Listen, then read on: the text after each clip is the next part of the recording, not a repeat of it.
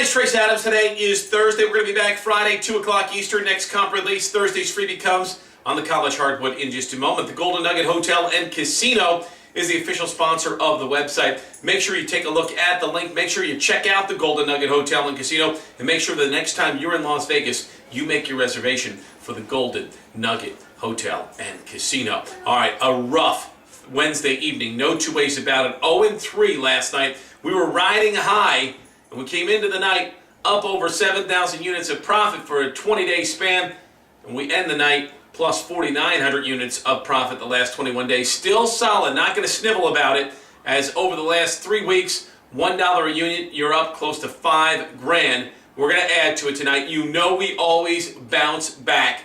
1,000 Star, Big East, Game of the Month, Seton Hall, South Florida goes out. 5-1, my last 6 top-rated 1,000 stars. 10-4, my last 14 top-rated 1,000 stars, and another one goes out tonight along with a bonus 500-star play and a 500-star pay after you win release. Must win or you will not be charged. I've got that Pac-10 battle going out between the Stanford Cardinal and the Arizona Wildcats. Pac-10 dead mortal.